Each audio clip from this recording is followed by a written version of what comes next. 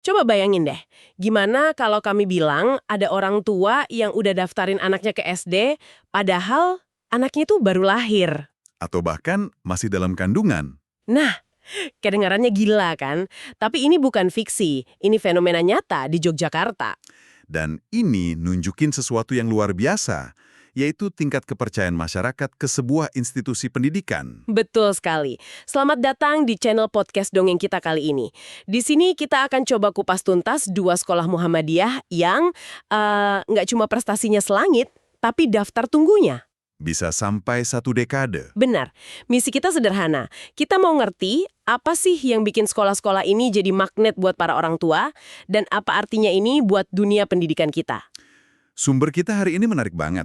Ada kumpulan artikel dari kompas.com, harianjogja.com, tribunjogja.com, dan suara.com. Semua terbit sekitar 18 dan 19 Januari 2026. Dan yang seru, sumber-sumber ini ngasih kita dua sisi dari sebuah kesuksesan, ya kan? Tepat. Di satu sisi ada kesuksesan yang bisa diukur, jelas, kelihatan dari piala, medali, validasi formal gitu. Oke. Tapi di sisi lain, ada sekolah yang suksesnya diukur dari sesuatu yang lebih abstrak, tapi mungkin lebih kuat, kepercayaan publik. Kepercayaan sampai orang rela antre bertahun-tahun. Persis. Jadi kita akan lihat dua cerita ini, prestasi objektif versus fenomena antrian yang luar biasa. Dua-duanya bisa dibilang sekolah terbaik, tapi dari sudut pandang yang beda banget. Oke, menarik. Dua definisi terbaik. Kita mulai dari yang pertama dulu deh, yang prestasinya bisa diukur pakai piala. Silakan. Namanya SD Muhammadiyah Kondong Catur, di Yogyakarta. Menurut Kompas.com, sekolah ini dinobatkan sebagai sekolah dasar terbaik nomor 1 se-Indonesia. Dan ini bukan ranking kaleng-kaleng loh. Bukan, dasarnya itu data dari Sistem Informasi Manajemen Talenta atau SIMTEP yang dikelola langsung oleh Pusat Prestasi Nasional Puspresnas. Jadi ini data resmi pemerintah. Betul, dan mungkin kita perlu jelasin dikit soal SIMTEP ini biar semua paham konteksnya ya. Bung. Jadi SIMTEP ini pada dasarnya adalah sebuah database raksasa. Isinya itu kurasi prestasi siswa dari, kalau nggak salah, 285 ajang kompetisi. Banyak banget. Banyak, nasional dan internasional, dan semuanya sudah diakui Kemendikbud. Bidangnya juga luas, dari sains, inovasi, sampai seni, budaya, dan olahraga. Jadi kalau sekolah jadi nomor 1 di SIMTEP, Artinya sekolah itu secara sistematis dan konsisten melahirkan juara di berbagai bidang.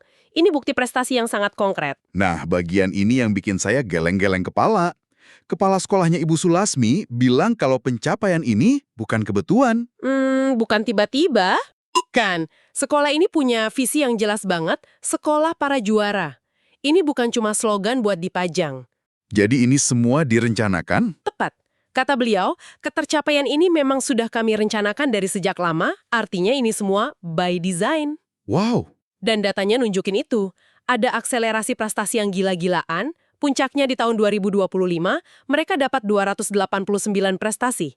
Dalam 1 tahun. hampir setiap hari ada prestasi baru dong. Betul. Dan strategi yang dimaksud Ibu Sulasmi itu, menurut sumber kita, adalah sebuah ekosistem. Ekosistem ya, itu kata kunci yang penting. Kenapa? Karena sukses itu datang dari sinergi. Beliau menyebut 4 pilar. Pertama, program unggulan yang spesifik buat kompetisi. Kedua, guru pembimbing yang berkualitas. Ketiga, siswa yang emang dilatih intensif. Dan yang keempat, Dukungan penuh dari wali murid. Nah, ini yang sering dilupakan. Jadi ini bukan cuma soal anak pinter ketemu guru hebat. Ini soal arsitektur pendidikan yang dibangun bareng-bareng. oke, jadi model SD Kondong Catur ini kayak akademi atlet elit gitu ya. Mereka bangun sistem dari hulu ke hilir untuk mencetak pemenang. Sangat terstruktur. Bisa dibilang begitu.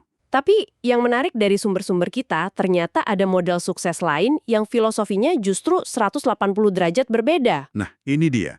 Kalau SD Kondong Catur diukur dengan piala, sekolah yang satu ini popularitasnya diukur dengan Kalender. Iya, ini dia, SD Muhammadiyah Sapen, juga di Yogyakarta. Fenomena sekolah ini viral banget. coba deh Anda bayangin. Daftar tunggunya, atau kalau bahasa kerennya inden, buat masuk sekolah ini udah penuh sampai tahun ajaran 2032-2033. Gila, 10 tahun dari sekarang. 10 tahun, ini bener-bener fenomena yang... eh Sulit dipercaya. Biar Anda bisa ngebayangin se-ekstrem apa ini, sumber dari harianjogja.com itu ngasih detail spesifik. Katanya, penitip akta kelahiran termuda untuk angkatan 2032. Iya. Itu bayi yang lahir tanggal 30 November 2025. Apa? Jadi bayi yang umurnya baru hitungan minggu, orang tuanya udah datang ke sekolah buat... Mengamankan bangku SD-nya. Betul. Tunggu. Ini lebih susah daripada dapet tiket konser Coldplay ya. Setidaknya kalau konser kita ngantrinya buat diri sendiri. Ini buat anak yang bahkan belum bisa bilang mama. Dan ternyata ada yang lebih ekstrim lagi. Masa sih? Apa lagi? Kepala sekolahnya, Bapak Agung Rahmanto, cerita di suara.com. Ada orang tua yang nanya lewat media sosial sekolah, "Pak, anak saya prediksinya lahir April 2026. Apa sudah bisa titip nama dulu?" Ya ampun. Tentu saja ditolak ya, karena syaratnya kan harus ada akta kelahiran dan KK. Tapi ini menunjukkan level keseriusan dan mungkin kecemasan orang tua juga. Oke, ini emang luar biasa. Tapi yang perlu kita luruskan, ini kan bukan pendaftaran resmi yang bayar di depan kan? Bukan. Ini lebih ke penitipan berkas yang gratis. Murni inisiatif orang tua. Nah, pertanyaannya jadi, kenapa? Apa yang bikin sekolah ini begitu didambakan? Pasti tes masuknya susah banget kan? Cuma buat anak jenius. Nah, disitulah letak kejutan terbesarnya. Oh ya? Kalau kita mikir sekolah ini super selektif dengan tes akademik yang rumit, kita salah total. Maksudnya? Menurut penjelasan kepala sekolah di semua sumber kita, SD Muhammadiyah Sapen itu justru tidak menggunakan tes akademik sama sekali. Hah? Tunggu dulu. Tanpa tes akademik sama sekali. Nol. Jadi kemampuan baca tulis hitung anak itu nggak jadi pertimbangan. Terus gimana caranya mereka jaga kualitas kalau input siswanya nggak disaring? Bukannya itu resep untuk kelas yang, maaf, kacau?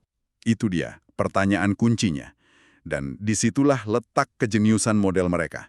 Mereka membalik logika pendidikan konvensional. Gimana itu? Bagi mereka, kualitas sekolah itu bukan ditentukan oleh input siswanya, tapi oleh proses pendidikannya. Jadi, tugas mereka bukan nyaring anak terpintar, tapi membangun sistem yang bisa melayani semua anak. Apapun titik awalnya. Tepat. Seleksinya murni berdasarkan usia. Prioritas utama untuk anak usia 7 tahun. Usia 6 tahun boleh, 5,5 tahun bisa, tapi harus dengan surat rekomendasi psikolog. Wow, ini benar-benar melawan arus. Jadi alih-alih memilih bibit unggul, mereka justru membuka pintu lebar-lebar. Terus apalagi kuncinya? Kunci kedua yang jadi filosofi utama mereka adalah secara sadar merangkul keberagaman. Heterogenitas. Maksudnya? Pak Agung Rahmanto bilang, keadaan murid di SD Muhammadiyah Sapen itu sangat heterogen. Ada anak yang pas masuk udah lancar baca tulis. Tapi banyak juga yang masuk belum kenal satu huruf pun. Oke. Bahkan, sekolah ini secara terbuka menerima siswa slow learner dan siswa berkebutuhan khusus. Keberagaman ini gak dilihat sebagai beban, tapi justru sebagai fondasi. Ini menarik banget, tapi praktisnya gimana? Mengelola kelas dengan kemampuan yang timpang gitu, pasti gurunya pusing sekali kan? Nah, disinilah kekuatan sistem mereka bekerja. Sumber-sumber kita nyebutin ada 4 fokus utama layanan mereka. Digitalisasi, pengembangan bakat minat, literasi, dan pembentukan karakter. Digitalisasi ini kayaknya jadi kunci ya? Sepertinya begitu. Dalam konteks kelas yang heterogen, teknologi memungkinkan personalisasi dalam skala besar. Maksudnya? Coba bayangin, dengan platform belajar adaptif, di jam yang sama, guru bisa ngasih soal bacaan pemahaman buat anak yang udah lancar, dan di saat yang sama, ngasih materi pengenalan huruf yang interaktif buat anak di sebelahnya. Masuk akal.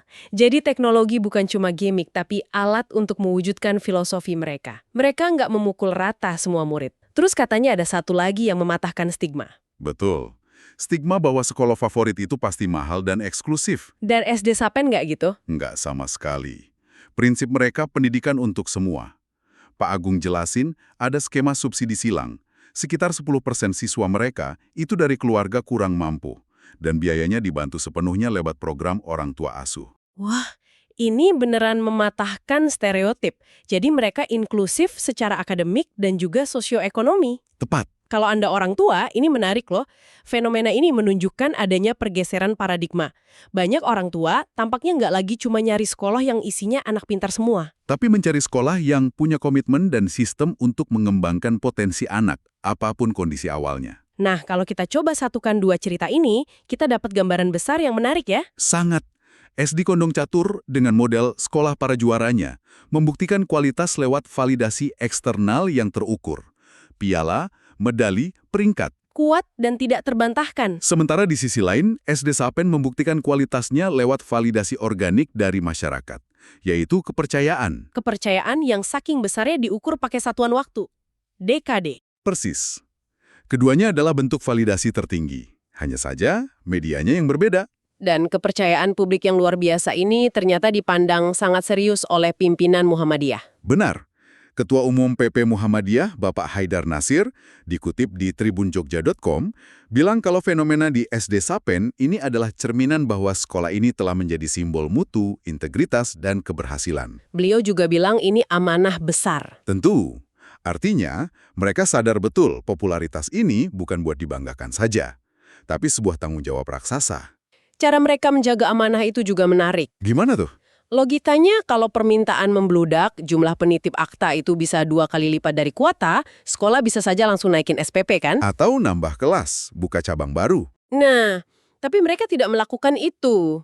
Bapak Agung Rahmanto negasin mereka harus patuh pada peraturan dari Kementerian Pendidikan. Nggak bisa nambah rombongan belajar lagi. Wah, ini langka sekali. Biasanya kalau lagi laku keras, langsung hajar. Mereka malah menahan diri demi menjaga kualitas.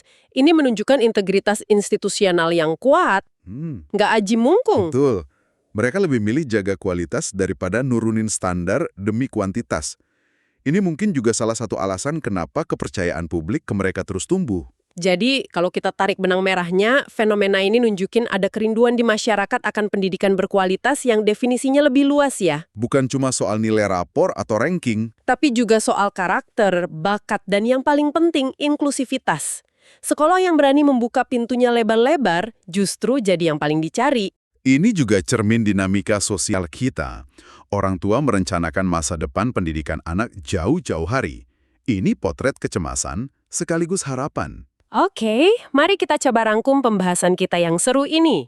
Kita udah lihat gimana 2 sekolah Muhammadiyah di Yogyakarta jadi tolok ukur kualitas dengan cara yang beda banget. Satu lewat prestasi formal, satu lagi lewat kepercayaan publik. Ada 2 hal penting yang bisa Anda bawa pulang dari sini.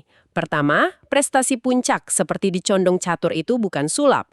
Itu hasil dari strategi, desain, dan sinergi yang matang. Dan poin kedua, kepercayaan publik yang masif, seperti yang diraih SD Sapen, ternyata bisa dibangun justru dengan membuka pintu selebar-lebarnya. Fokusnya bukan pada seleksi ketat di pintu masuk. Tapi pada komitmen untuk mengembangkan potensi setiap anak yang sudah ada di dalam. Ini pelajaran berharga tentang apa yang sebenarnya dirindukan masyarakat dari sebuah sekolah. Bahan pikiran. Apa itu? Ya, sumber-sumber ini kan menceritakan kisah nyata tentang orang tua yang memesan bangku SD untuk bayi mereka. Ini memunculkan sebuah pertanyaan penting untuk Anda renungkan. Di satu sisi, ini kan bentuk kasih sayang orang tua yang luar biasa ya. Tentu. Tapi di sisi lain, apa dampak dari perencanaan pendidikan yang sedini ini terhadap psikologi orang tua dan anak itu sendiri? Apakah ini tidak menciptakan tekanan baru? Sebuah perlombaan yang dimulai bahkan sebelum anak bisa berjalan? Dan apakah fenomena ini berisiko menciptakan bentuk kesenjangan baru? Bukan lagi kesenjangan ekonomi, tapi kesenjangan berdasarkan kecepatan dan akses informasi orang tua untuk bisa masuk duluan ke dalam antrian. Sebuah pemikiran untuk Anda bawa. Pertanyaan yang sangat relevan dan penting untuk kita pikirkan bersama. Terima kasih sudah menyimak pembahasan kita kali ini. Untuk mendukung kanal ini agar terus berkembang, jangan lupa untuk subscribe dan bagikan pembahasan ini. Kira-kira topik apa lagi ya yang menarik untuk kita bedah bersama selanjutnya? Beritahu kami di kolom komentar. Sampai jumpa!